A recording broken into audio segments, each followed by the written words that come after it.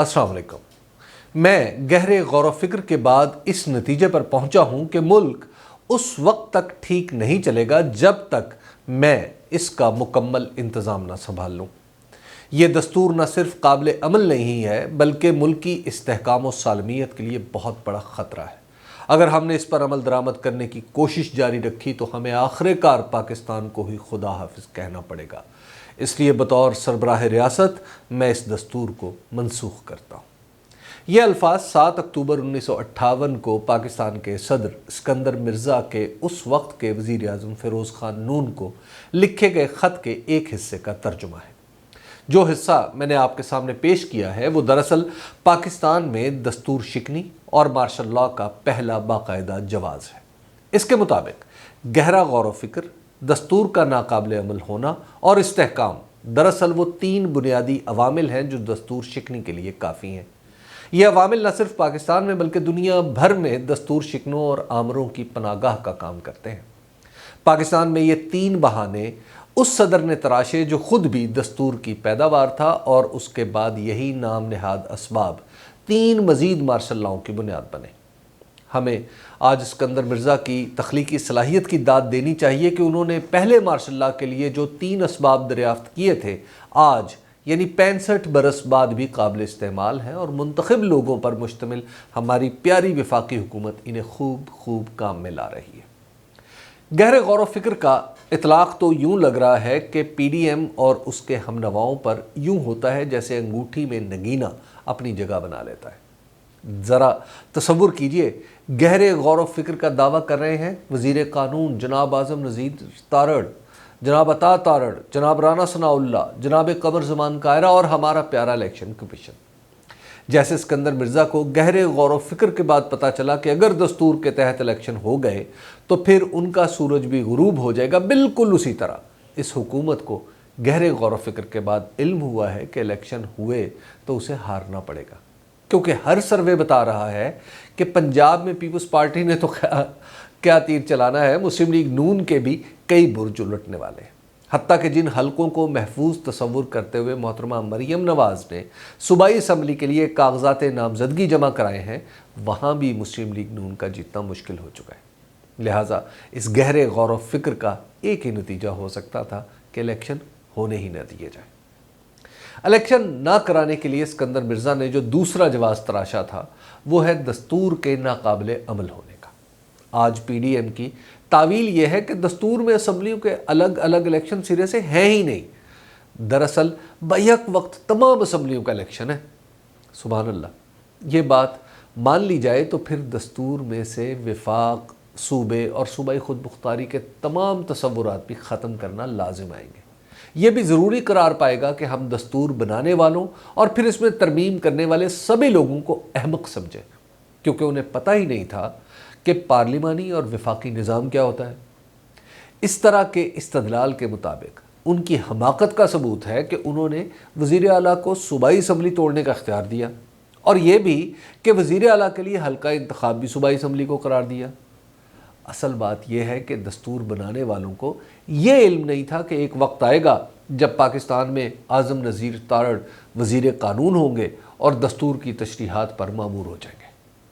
ऐसा करते हुए उनके पेश नज़र मुस्लिम लीग नून के सियासी मुफादात तो होंगे, दस्तूरी तारीख़, दस्तूर और 1940 की करारदाद पाकिस्तान जो पाकिस्तान की तश्कील के लिए सूबों से रजू करने की बात करती है नहीं होंगे।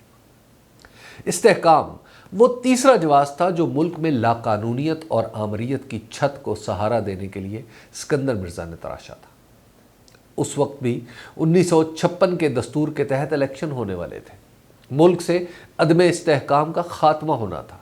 पहली बार अवाम को वोट का हक़ मिल रहा था। एक बार ये हो जाता तो सिकंदर मिर्ज़ा जैसों का इक़्तिदार ख़त्म हो जाता। अपने इक़्तिदार का ख़ात्मा उस वक्त के सदर साहब को मंजूर नहीं था और इस हालत को वो अदम इस्तेहकाम से ताबीर करते थे। इस वक्त भी इस्तेहकाम का मतलब है कि PDM और इसके हमनवाओं की हुकूमत को तूल दिया जाए।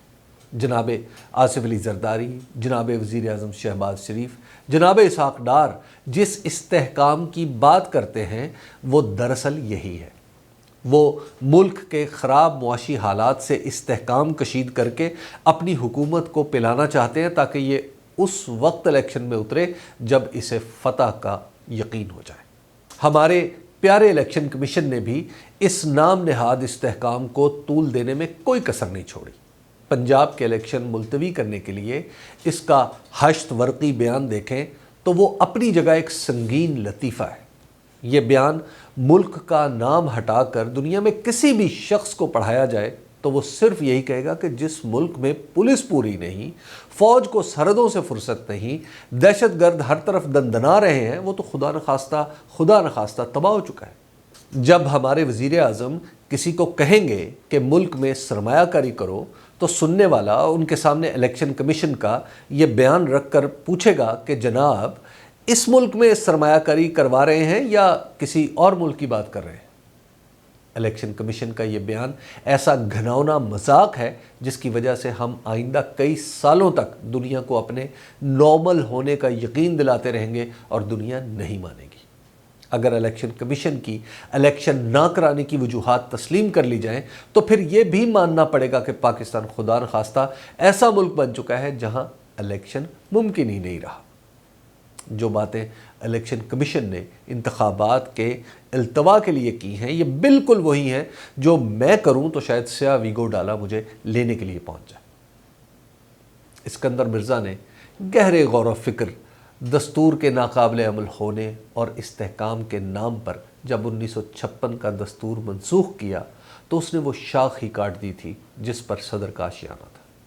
اس کا نتیجہ یہ نکلا کہ دستور کی منسوخی کے چند روز بعد ہی chief martial law administrator general Ayub Khan کے بھیجے ہوئے کارندوں نے طاقت کے زور پر ان سے استعفیٰ لے کر انہیں جلا وطن کر دیا، جہاں وہ اگلے کئی سالوں تک ایک ہوٹل میں نوکری کرتے رہے۔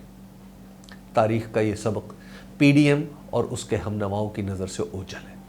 انہوں نے پنجاب کے الیکشن دستور میں دی گئی مدت کے اندر کرانے سے انکار کر کے اپنے ہی پاؤں پر کلہاڑی مار لی ہے۔ اس کے بعد اگر کوئی یہ کہے کہ وزیر اعظم گھر چلے جائیں اور قومی اسمبلی کو معطل کر دیا جائے تو الیکشن کمیشن کا یہی فیصلہ استعمال ہوگا۔ جس کا جب دل چاہے وہ الیکشن کرائے گا اور جب چاہے گا گہرے غور و فکر کے بعد کروانے سے منع کر دے گا۔ بنام استحکام سندھ میں پیپلز پارٹی کا راستہ روکنے کے لیے ایک صوبے کے الیکشن دستور کے ناقابل عمل ہونے کی بنیاد پر ملتوی کر دیے جائیں گے اور وہاں من مرضی کی نگران حکومت غیر معینہ مدت کے لیے کام کرتی رہے گی۔ تب بھی الیکشن کمیشن کا یہی 8 ورقی فیصلہ بروئے کار آئے گا۔ صدر اسکندر مرزا نے جب گہرے غور و فکر کے بعد دستور توڑ کر اپنی مرضی کا استحکام نکالا تو اس وقت پاکستان کی سپریم کورٹ میں جسٹس منیر تشریف رکھتے تھے۔ انہوں نے اسکندر مرزا اور جنرل ایوب خان کے اقدامات کو ہینس کیلسن کے نظریہ قانون سے نظریہ ضرورت اخذ کر کے جواز بخش دیا۔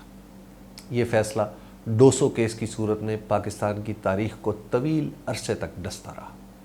اسکندر مرزا کے راستے پر جو لوگ آج چل رہے ہیں انہیں شاید جسٹس منیر دستیاب نہیں ہوں گے، اور ہینس کیلسن کے نظریے کی اگر ضرورت بھی پڑی تو پھر وہ اپنی اصل شکل میں دکھائی دے گا، نہ کہ نظریہ ضرورت کی مسخ شدہ صورت میں۔